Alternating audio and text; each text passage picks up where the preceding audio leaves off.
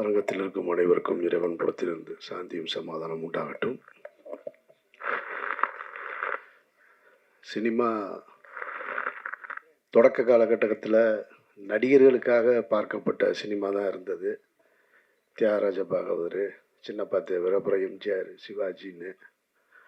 அதற்கு பின்னால் கொஞ்ச காலம் கழித்து இயக்குநர்களுக்காக ஒரு சினிமா, இந்த இயக்குனர் பேரை பார்த்தாலே அந்த படம் நல்லா இருக்கும்ன்ற ஒரு நம்பிக்கையை ஏற்படுத்திக்கிட்டு இருந்தது. அது கே.எஸ். கோபாலகிருஷ்ணன் காலகட்டத்திலேருந்து அப்படியே மாறி அப்புறம் பாலச்சந்தர், பாரதிராஜா படம்.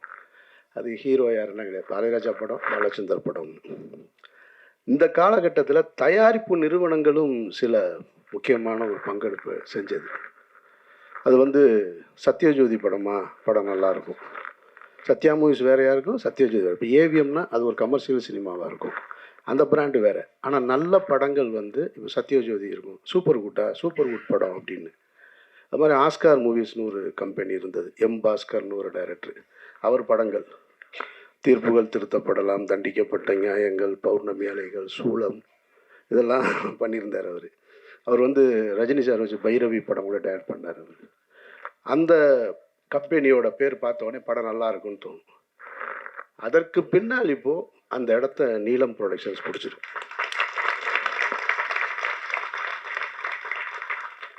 முதல்ல நீலம் ப்ரொடக்ஷன்ஸ்னு பேர் வைக்கும் பொழுது சரி, எல்லாரும் அவங்கவுங்க சினிமாவுக்குள்ளே தான் பிறந்த இடம், பிறந்த சமூகத்தை தூக்கி பிடிக்கிறதுக்காக வந்திருக்கிறாங்க. அந்த அடிப்படையில் ரஞ்சித்தும் நீலம்னு தூக்கி வச்சிட்டாரு, அப்படி தான் தோணுச்சு. அது தோணுற இயற்கை தானே. ஆனால் நீலம் ப்ரொடக்ஷன்ஸில் ஒவ்வொரு படைப்புகளையும் பார்க்கும் பொழுது ரஞ்சித் இந்த தலைமுறைக்கு அடுத்து வேறு ஒன்று கற்றுக் கொடுக்கணும்னு விரும்புகிறாருன்றது தெரியும். அவர் நினச்சிருந்தா வெறும் பெயரை ரஞ்சித் ப்ரொடக்ஷன்ஸ் கூட வச்சுருக்கலாம். ஆனால் நீலம்னு வச்சுட்டு அதில் இருக்கிற படைப்புகளை வரிசையாக பார்க்கும் பொழுது நீலம் ப்ரொடக்ஷன்ஸில் வர்ற எந்த படமும் சோட போகாத படமாக இருக்குது, ஒரு மரியாதைக்குரிய படமாக இருக்குது. அந்த வகையில் தான் இந்த பாட்டில் ராதா அமைஞ்சிருக்கிறத நான் பார்க்குறேன். ரஞ்சித்துக்கு என்னுடைய வாழ்த்துக்கள். இதே நீலம் ப்ரொடக்ஷன்ஸ் நான் சாகிற வரைக்கும் இந்த பெருமையோடு இருக்கணும் அப்படின்றது என்னுடைய ஆசை. ஏன்னா இடையில எல்லாம் செய்வாங்கன்னா, இந்த மாதிரி பேனர்ஸ்லாம் கடைசி காலகட்டத்தில் ஒரு சிக்கல் வரும்போது கண்ட கருமத்தையும் எடுத்துருவாங்க, கொஞ்சம் மாறிடுவாங்க. அப்படி ஒரு சூழலுக்கு போயிடக்கூடாதுன்னு இந்த குடியை பற்றிய படம் அப்படின்னோடனே நமக்கு முதல்ல எனக்கு நினைவுக்கு வர்றது, எம்ஜிஆர் சிஎம்மாக இருக்கும்போது ஒரு படம் எடுத்தார். தேங்காய் சீனிவாசன் அவர்கள் ஹீரோவாக நடித்து நான் குடித்து கொண்டே இருப்பேன் அப்படின்னு ஒரு படம். அது ஒரு பிரச்சார படம் மாதிரி பண்ணியிருந்தாங்க. ஆனால் அந்த படம் குடியின் தாக்கத்தை சொல்லிச்சா நமக்கு அப்படின்னு கேட்டால் அந்த படம் சொல்லலை. அப்படி ஒன்று அந்த படத்தை பார்த்துட்டு யாரும் திருந்தினானா அப்படின்னு கேட்டால் எனக்கு தெரிஞ்சு திருந்துறதுக்கு வாய்ப்பு இல்லை. அந்த படமும் அப்படி தான் இருந்துச்சு. அது தேங்காய் சீனிவாசன் போல் ஒரு சீனியர் நகைச்சுவை நடிக்கும்போது அது சேரலை. அதோட மேக்கிங் அன்றைய காலகட்டத்தில் வச்சு. அதுக்கு பின்னாடி நான் குடியை பற்றி ரொம்ப சிலாகிச்சு பார்த்த படம் 2016 ஸ்பிரிட்டுன்னு ஒரு மலையாள படம், மோகன்லால் சார் நடிச்சது. அந்த படம் பார்த்துட்டு கருப்புள்ளியப்பன் தான் அந்த படம் பார்த்துட்டு ரொம்ப நல்லா இருக்கு, நீங்கள் பாருங்கன்னாரு. எனக்கு படம் பார்த்த உடனே அந்த படம் ரொம்ப பிடிச்சி போய் அந்த படத்தோட ரைட்ஸ் வாங்கிட்டேன். நான் போய் அந்த ரைட்ஸை வாங்கிட்டு ரீமேக் படம் பண்ணுற ஐடியாவே கிடையாது லைஃப்பில். எந்த கதையாக இருந்தாலும் நல்லதோ கெட்டதோ குப்பை கதையோ நம்ம கதையிலே எடுத்துருவோன்னு சரி முதல் முறையாக இந்த ஸ்கிரிப்டை ரீமேக் பண்ணலான்னு சொல்லிட்டு அதை வாங்கி வச்சுக்கிட்டு ஒவ்வொரு ஹீரோவாக அப்ரோச் பண்ணேன். எனக்கு தெரிஞ்ச எந்த ஹீரோ ஒத்துக்கலை. இவ்வளவு மோகன்லால் சாரை விட இவங்க யாரும் பெரிய ஹீரோக்கள் கிடையாது இங்கே இருக்கிறவங்க. அப்படி இருந்துமே அவர் பண்ணினதை இங்கே ஒத்துக்க தயாராக இல்லை. சரி, நான் அதோட அப்படியே வச்சுட்டேன்.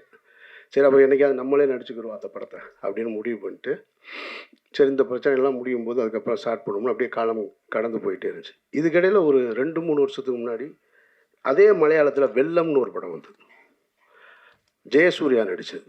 ஒரு குடியோட கொடுமையை, ஒரு குடி நோயாளியை பற்றி. சரி, நான் அந்த படத்தை ஸ்பிரிட்டு தான் எடுக்கலை, இதை வாங்கி உடனே எடுத்துருவோம். ஏன்னா அதில் கொஞ்சம் மெஜஸ்டிக் லுக்கு ஸ்பிரிட்டில் மோகன்லால் சார் பண்ணது. மோகன்லால் சார் பண்ணினதை நம்ம போய் பண்ண முடியாது. ஒரு பெரிய ஒரு ஸ்டைலாக இருக்கிற ஒரு எஜுகேட்டட் போல இருக்கிற ஒருத்தன் இருந்தால் தான் சரியாக இருக்கும். ஒரு பெரிய சிந்தனையாளன் குடி நோயாளியா எப்படி இருக்கான், அவன் தன்னை குடி நோயாளின்னு ஒத்துக்கிறானா இல்லையான்றது தான் அந்த படத்தோட கதை. இது கரெக்டாக இருந்துச்சு. வெள்ளம் ஜெயசூர்யானோடனே சரி நம்மள மாதிரி தான் தாடி கிடி வச்சுருக்காருன்னு அந்த படத்தை வாங்கலான்னு போய் கேட்கும்போது, நான் போய் கேட்கும்போது வெள்ளத்துக்கு ஒரு காம்படிஷன் இருந்துச்சு, வேறு ஒருத்தர் யாரோ வாங்க போகிறாருன்னு. இதெல்லாம் எனக்கு வந்து குடி வந்து ரொம்ப அது தெரிஞ்ச விஷயம். கொஞ்சம் அப்படின்னு தப்பிட்டேன். இல்லைன்னா நானும் ஒரு பாட்டில் ராதா தான். அங்கேருந்து வந்தவன் தான் நான். அதனால் அந்த படத்தை எடுக்க முடியல. அப்புறம் நானும் என்னோடய அசிஸ்டண்ட்டும் உட்காந்து இது ரெண்டுமே இல்லாமல் வேற ஒன்று புதுசாக பண்ணலான்னு சொல்லிட்டு ஒரு கதை பண்ணணும். அது காரணம் என்னென்னா, என்னோடய ஃபேமிலியில் ஒருத்தன் இருக்கான் இந்த மாதிரி. என்னோடய க்ளோஸ் ஃப்ரெண்டு ஒருத்தன் செந்தில்னு ஒரு நண்பன், இன்ஜினியரிங் காலேஜ் ஸ்டூடெண்ட்டு, ஸ்டேட்லேயே 6th வந்தவன். ஸ்டேட்லேயே 6th. அவன் நாசமாக போனது குடியில் தான். அதுலேருந்து மீளவே இல்லை. இது மாதிரி என்னோட பழகிய பல பேர் வந்து மீள முடியாத குடியின் அடிமையில்ன்னு இருக்காங்க. என் காலேஜ் ஃப்ரெண்ட்ஸாக இருக்கட்டும், என்னோடய ஃபேமிலியில் ஒருத்தர் இருக்கான். அப்போ மதுரையில் நரிமேட்டில் ஒரு இதே மாதிரி டிஅடிக்ஷன் சென்டர் இருக்குது. அதை நடத்துகிறவனும் என் ஃப்ரெண்டு தான். அவன் முன்னாள் ட்ரக் அடிக்ட்டு, அவன் தான் நடத்துகிறான். அதை அந்த இடத்துக்கு தெரியும். அங்கே வந்து என்னோட அந்த ரிலேட்டிவை கொண்டு போய் நான் சேர்த்துருக்கேன். அங்கே பார்த்துருக்கேன். அவன் சொல்கிறான் அவன் எப்படி இதை ஸ்டார்ட் பண்ணு. எனக்கு முதல்ல தெரியாது. நான் கொண்டு போய் சேர்க்கும்போது அவன் வந்து அமீரோட ரிலேட்டிவ்னு கொண்டு போய் சேர்த்துட்டோம். அவன் சொல்கிறான் என்னை தெரியல அவனுக்கு அப்படின்னா. தெரிலன்னா அவன் சொல்கிறான் ஒன்றா தான் நம்மலாம் குடிச்சிக்கிட்டு இருந்தோன்னு ஆரம்பித்து அவன் இந்த கதையை பூரா சொல்கிறான். என்னடாண்ணே ரொம்ப மோசமாக போயிட்டேன், அதுக்கப்புறம் தான் இதை ஆரம்பித்தேன். அப்புறம் அதுக்கு இங்கே சைதாப்பேட்டையில் அதே மாதிரி ஒரு டிஅடிக்ஷன் சென்டர், அங்கேயும் நான் போயிருக்கேன் நான். அப்போ இதை வச்சு ஒரு கதை எழுதணும்.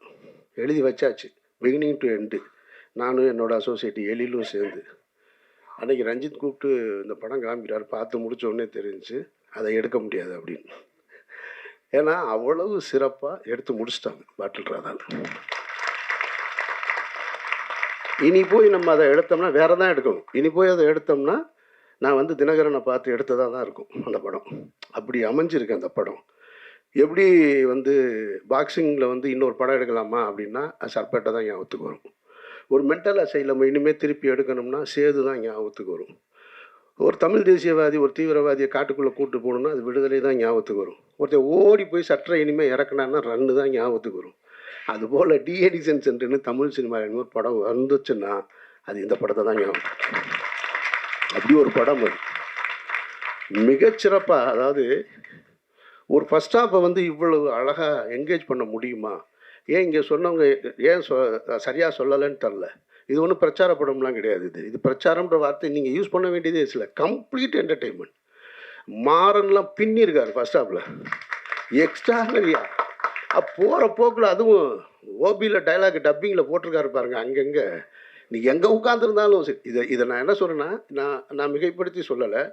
சமீபத்தில் இந்த படத்தை குட்லெட்டில் பார்க்கும்போது மொத்த தேட்டர்லேயும் ஒரு ஆள் சிரிச்சுக்கிட்டே இருக்கான். படம் போட்டதுலேருந்து வெற்றிமாறன் தான், வேறு யாரும் இல்லை.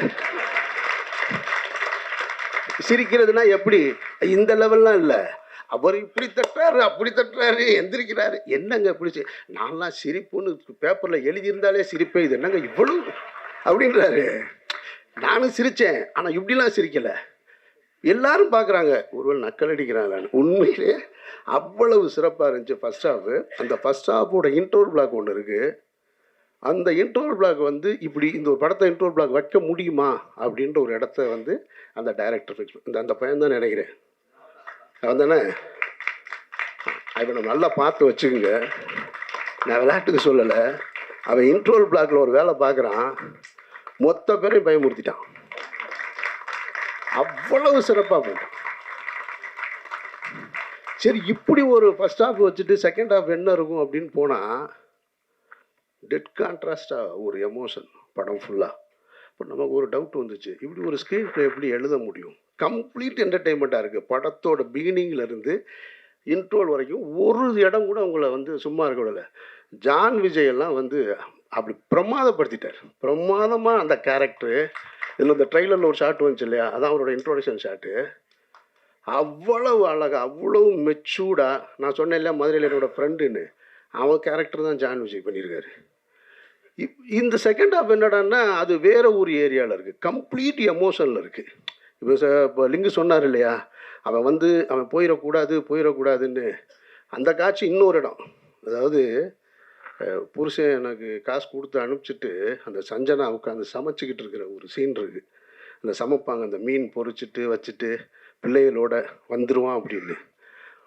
இந்த வர்றேன்ட்டு போனவன் கூட 2 குடியானோட இந்த சைக்கிளில் போவான் பாருங்க. அப்படியே போயிட்டு நான் இந்த வந்துடுறேன்னு அதெல்லாம் நான் பார்த்துருக்கேன். நான் பார்த்துருக்கேன், வாழ்ந்திருக்கேன், எல்லாமே தெரியும். இந்த கேரக்டரை வந்து இப்போது குரு சோமசுந்தரத்தை தவிர தமிழ் சினிமாவில் இந்த கேரக்டர் நடிக்கிறதுக்கு நடிகனே இல்லை. நான் யாரையும் குறைத்து மதிப்பிட்டு சொல்லலை. நீங்கள் படம் பார்த்துட்டு நீங்கள் முடிவு பண்ணி சொல்லுங்கள். இவ்வளவு சிறப்பாக ஒருத்தன் பண்ண முடியுமா? பண்ணியிருக்காங்க. சரி, அவங்க ஹீரோயின் சஞ்சனா, அவங்க வந்து முதல்ல நமக்கு ஹீரோயின்னா வேறு மனநிலையில் தானே இருக்கும். அப்படி இருக்கணும் ஒன்று. ஒரு கேரக்டராக சிம்பிளாக ஒரு நடுத்தர குடும்பம், ஒரு மிடில் கிளாஸு, அவங்க தன்னுடைய கணவன் எப்படி இருக்கணும்னு ஆசைப்பட்டாங்க. ஆனால் இருக்க முடியலை, அவனோட வாழ்ந்துக்கிட்டு இருக்கிறது. ஒரு கட்டத்தில் பிரிஞ்சுட்டு நான் அந்த சீனை ரொம்ப ரசித்தேன். நான் இப்போ நம்ம எழுதுனா கூட அது அவ்வளோ தைரியமாக எழுதுவோமான்னு தெரில. குரு சோமசுந்தரம் வந்து நான் திருந்திட்டேன் அப்படின்னு சொல்லி அவங்க வேற ஒரு லைஃப்பை தொடங்குறதுக்காக நின்றுட்டுருப்பாங்க. அப்படி நடந்து வரும்போது அவனை பார்த்துட்டு, புருஷன் நிற்கிறான்னு பார்த்துட்டு அப்படி திரும்பி வருவாங்க. வந்தோடனே நான் திருந்திட்டேன், நம்ம உன் கூட வாழணும்னு ஆசைப்பட்றேன், வீட்டுக்கு போகலாம் அப்படின்னோடனே நம்ம என்ன செய்வோம்? சரி வாங்க ஆக்கா, கணவனே கண்கண்ட தெய்வம், கல்லானாலும் கணவன், புல்லானாலும் புருஷன். செம்ம டைலாகு போடா நாயே, எக்ஸ்ட்ரானரி. நீ திருந்துவ, இதை நீ சொல்லுவ, நான் வந்து கேட்கணுமா? என் 10 வருஷ வாழ்க்கையை தொலைச்சிட்டேன்டான்னு ஒரு பொண்ணு சொல்கிற அந்த இடம் இருக்கு பாரு. எவ்வளவு கனவுகளோட இது போல் திருமணம் செஞ்சு வைக்கிறாங்க. ஏன்னா இந்த வார்த்தை நான் என் ஃப்ரெண்டோட ஒய்ஃப்கிட்ட கேட்டேன். நான் இன்றைக்கி அந்த பொண்ணுங்க 2 பேருமே காலேஜ் படிக்கிறாங்க. ஒருத்தவங்க துபாய் போயிட்டாங்க. கல்யாணம் ஆன நாள்லேருந்து ஒருத்தன் போராடிருக்கான். ஒரு பொண்ணு போராடி போராடி போராடி அவனை மீட்டெடுக்கவே முடியலை கடைசி வரைக்கும். எத்தனை டிஎடிஷன் சென்டர் கொண்டு போய் விட்டாலும் அங்கேருந்து ஒரு ஃபோன் போடுவான், அழுகுவான், நான் காலில் விழுகிறேன், என்னை மன்னிச்சிரு, நான் திருப்பி வந்துடுறேம்மா. வந்து ஒரு 10 நாள் தான் திருப்பி ஸ்டார்ட் பண்ணிடும். அது அப்படியே போய் போய் அந்த மனைவியோட அந்த வார்த்தையை நான் வந்து அவங்கக்கிட்ட கேட்டேன். அது ரொம்ப சிறப்பாக பண்ணியிருக்காங்க. அதில் அவங்க படம் பார்க்கலன்னு சொன்னாங்க. எண்டு படத்தோட எண்டு ஷாட் இருக்குது. செகண்ட் ஹாஃப் ஃபுல்லாக எமோஷன் தான். ஃபஸ்ட் ஹாஃப் நீங்கள் பார்த்துட்டு அந்த மூடுக்கு பார்த்தீங்கன்னா செகண்ட் ஹாஃப் இருக்காது. அந்த எண்டில் கிளைமேக்ஸில் ஒரு சிங்கிள் ஷாட் ஒன்று பண்ணியிருக்காங்க. அவங்க டைலாக் டெலிவரியோட மிக பிரமாதமாக இருக்குது. எல்லா ஆர்டிஸ்ட்டுமே இதில் இவர் நல்லா நடிச்சிருக்காரு. மாறனெல்லாம் நான் ரசிச்சுக்கிட்டே இருந்தேன். மாறன் பேசுகிற டைலாக் எல்லாமே குட்டி குட்டியாக. ஜான் விஜய் அப்படி பார்த்துட்டு, ஜான் விஜய் நான் பெருசாக ரசித்ததில்லை, ஷார்பேட்டா தவிர. அவர் நானும் ஒரு படம் நடிச்சிருக்கோம். அந்த படம் பாதியிலே நின்றுச்சு. ஆனால் இந்த படத்தில் இவ்வளோ பிரமாதமாக அந்த ஸ்டேஷன்லேருந்து வெளியில் வரும்போது அவ்வளோ அழகாக வாழ்ந்திருக்காரு. ஒரு நல்ல திரைப்படம் அது உருவாக்கும் போது தனக்கான ஆட்களை, கலைஞர்களை சேர்த்துக்கிறோம். அதில் வந்து மாற்று கருத்தே இல்லை. அதுபோல் அப்படி சேர்த்துக்கிட்ட ஒரு நல்ல திரைப்படம் தனக்கான வெற்றியையும் சேர்த்துக்கிறோம். அதுக்கு யாரும் போய் சப்போர்ட் பண்ணணுன்ற அவசியம் இல்லை. பாட்டில் ராதா அப்படி ஒரு வெற்றியை சேர்க்கும்ன்றதை நான் உறுதியாக சொல்கிறேன். மற்றபடி சான்றோடன் பேசும்போது கைதட்டுங்க அப்படின்னாரு. உங்கள் பேச்சுக்கு இங்கே யாரும் கைதட்ட தயாராக இல்லை. உங்கள் பாட்டுக்கு தான் கைதட்டினாங்கல்ல எல்லாரும். அப்புறம் என்ன? இல்லை அதுதான் நீங்கள் கேட்காமலே வந்துருச்சு உங்களுக்கானது. ஸோ அதனால் எல்லாரும் மிகச்சரியாக பண்ணியிருக்க. இந்த படம் பார்க்கும்போது ஒரு குடி, ஒரு நோய் அப்படின்றத ஒருத்தர் உணரணும். இன்றைக்கி அதை நோயின்னு உணராமல் பல பேர். இதை சீனிராமசாமி என்கிட்ட ஒரு முறை சொல்லியிருக்காரு. சார் அது ஒரு நோய் சார், அது குடி ஒரு நோய். அது நோயின்னு எவன் உணர்றானோ அவன் தான் சார் அதுலேருந்து வெளியில் வர முடியும். நான் ஒரு முறை ஒரு ஆட்டோவில் போகும்போது ஒரு ஆட்டோ டிரைவர் இதை என்கிட்ட சொன்னான். சார் நான் ஒரு பெரிய குடி நோயாளி சார், இப்போ நான் வந்து அதுலேருந்து வந்துட்டேன். ரொம்ப கேவலமான, அவன் சொல்கிறான், நான் ரொம்ப கேவலமானவன் சார், அவ்வளவு கேவலமான செயல்களை செஞ்சுருந்தேன் நான். அப்புறம் நான் கொஞ்சம் கொஞ்சமாக போய் இந்த கிளாஸுக்கு பேர் என்ன, ஏஏவா? ஏஏ. அந்த ஏஏ கிளாஸுக்கு போய் அவன் சொன்னான் என்கிட்ட, இப்போ நான் வந்து கிளாஸ் எடுக்கிறேன் சார். நான் போய் அந்த மானக்கேடான விஷயத்துலேருந்து ஒரு மனுஷன் எவ்வளவு அவமானப்பட முடியுமோ அந்த அவமானத்துலேருந்து மீண்டிருக்கேன்னு சொன்னால், அதுபோல் இந்த படம் பார்க்குறவங்க மீளலும் அப்படின்ற ஒரு நம்பிக்கை இருக்குது. அதுக்கான படமாக பாட்டில் ராதா அமைஞ்சிருக்கான்னா நான் மிகைப்படுத்தி சொல்லலை, படம் சத்தியமாக அமைஞ்சிருக்கு. வாழ்த்துக்கள் ரஞ்சித்தன் குழுவினருக்கு, இயக்குனருக்கு என்னுடைய நெஞ்சார்ந்த வாழ்த்துக்கள். நன்றி. எல்லாருக்கும் வணக்கம்.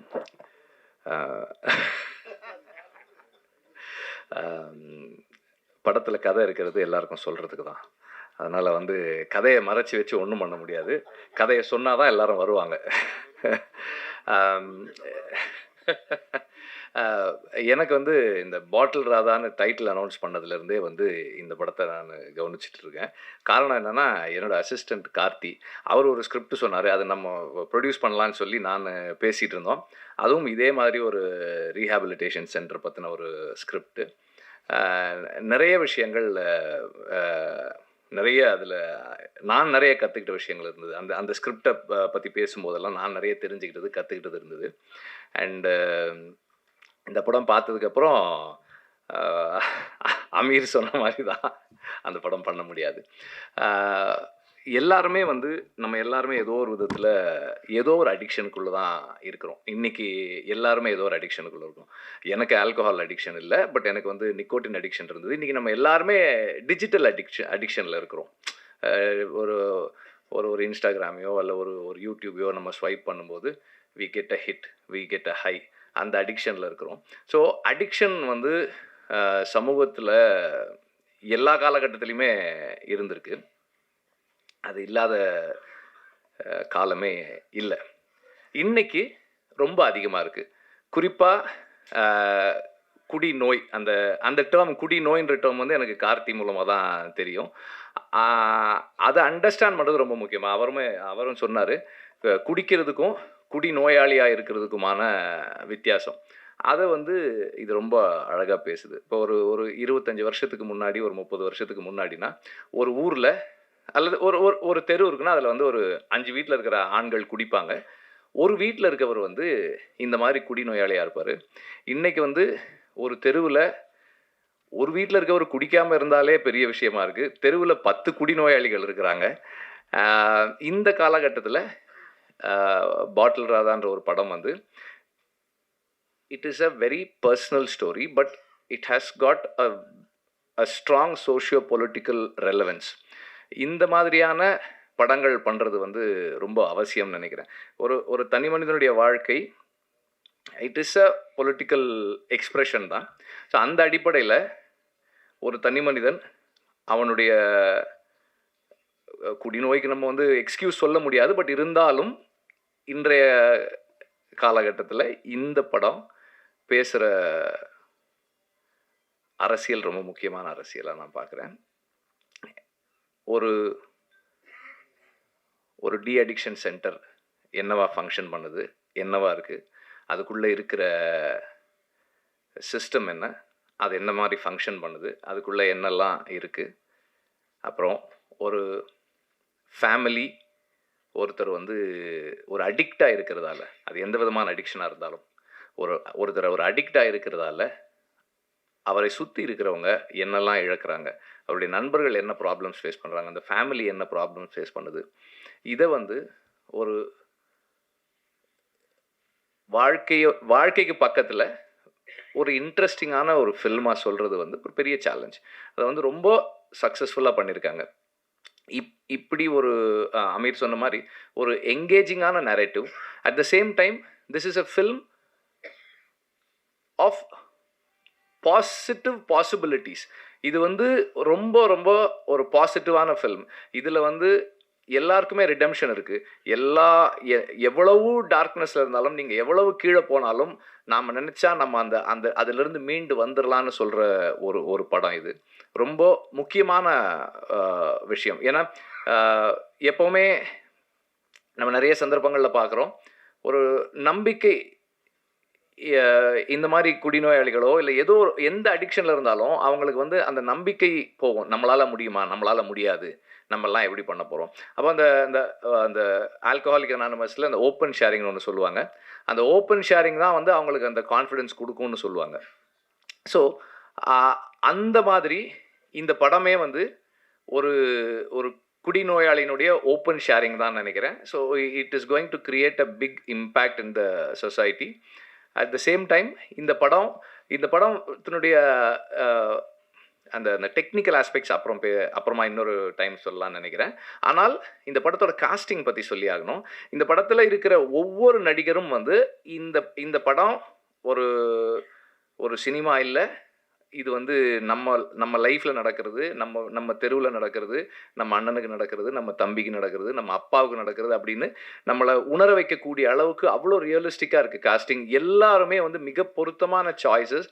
அங்கே அந்த அந்த ரீஹாபிலிட்டேஷன் சென்டரில் இருக்கிறவங்களா இருக்கட்டும், அந்த தெருவில் இருக்கிறவங்களா இருக்கட்டும், ஒவ்வொரு நடிகருமே வந்து அவ்வளோ பொருத்தமாக இருக்காங்க. அண்ட் எல்லாருமே அவ்வளோ கன்வின்சிங்காக அந்த ரோல்ஸ் பண்ணியிருக்காங்க. ஸ்பெசிஃபிக்காக சொல்லலை இவங்க அவங்கன்னு, பட் எல்லாருமே அவ்வளோ சிறப்பாக பண்ணியிருக்காங்க.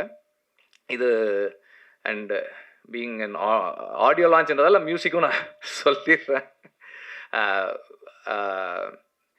ஒரு எப்படி ஒரு ஒரு ஹார்ட் பீட் மாதிரி இருக்குது. எங்கேயுமே நம்ம வந்து அதை ஃபீல் பண்ண முடியல. ஆனால் அது இல்லைன்னா நமக்கு என்ன ப்ராப்ளம்ஸ் இருக்குமோ அந்த அளவுக்கு இருக்குது. பேக்ரவுண்ட் ஸ்கோரு பியூட்டிஃபுல்லாக பண்ணியிருக்காரு. சாங்ஸ் நம்ம கேட்டோம், நல்லாயிருக்கு. ஒவ்வொருத்தருமே அவங்க ஜாபை சரியாக செஞ்சுருக்காங்க. அது வந்து அது டைரக்டரோட கிரெடிட் தான். Exceptional work as a writer and as a film maker. ஏன்னா ஒரு ஒரு கன்ஃபைன்டு ஸ்பேஸ்க்குள்ளே ஆடியன்ஸை என்கேஜ் பண்ணுறது, இன்றைக்கி இருக்கிற நிலைமையில் ஆடியன்ஸை என்கேஜ் பண்ணி வைக்கிறதும் அவங்கள எமோஷ்னலாக மூவ் பண்ணுறதும் வந்து ஒரு பெரிய சேலஞ்ச். அது வந்து ரொம்ப சக்ஸஸ்ஃபுல்லாக பண்ணியிருக்காங்க. I was very engage. Aamir சொன்ன மாதிரி நான் ரொம்ப என்கேஜாக இருந்தேன் இந்த படத்தில். அண்ட் ஒவ்வொரு கேரக்டரும் அவங்களோட எனக்கு உணர்வுபூர்வமான ஒரு ஒரு ஒரு கனெக்ட் இருந்தது. எல்லாத்துலேயும் ஏதோ ஒரு இடத்துல என்னுடைய நண்பர்களையோ என்னையோ அதாவது எனக்கு தெரிஞ்சவங்களையோ நான் என்னால் பார்க்க முடிஞ்சுது. அது அந்த ஒய்ஃபாக இருக்கட்டும், அந்த குழந்தைகளாக இருக்கட்டும், அந்த அந்த அந்த பாட்டில் ராதான்ற கேரக்டராக இருக்கட்டும், அவனோட ஃப்ரெண்ட்ஸாக இருக்கட்டும், எல்லாருலேயுமே வந்து ஏதோ ஒரு இடத்துல நான் வாழ்க்கையில் சந்தித்த நபர்களை என்னால் பார்க்க முடிஞ்சுது. அந்த அளவில் அந்த writer and the director have succeeded. And இப்படி ஒரு படத்தை ப்ரொடியூஸ் பண்ணதுக்கு முதல்ல பலூன் பிக்சர்ஸுக்கும் ரஞ்சித்துக்கும் என்னுடைய பாராட்டுக்கள். இது வந்து இந்த மாதிரி ஃபில்ம்ஸ் வந்து ஸ்டார்ட் பண்ணும்போதே வந்து இது மெயின் ஸ்ட்ரீம் இல்லையே அப்படின்ட்டுருவாங்க. ஆனால் மெயின் ஸ்ட்ரீமுடைய biggest factor is identifiable element. இதில் இருக்கிற அந்த எல்லாத்தையுமே நம்ம வந்து இந்த கதாபாத்திரங்களை நாம் எவ்வளோ ஐடென்டிஃபை பண்ணிக்கிறோன்றது தான் இந்த படத்தினுடைய சக்ஸஸாக இருக்கும்ன்றதை நான் உறுதியாக நம்புகிறேன். நன்றி.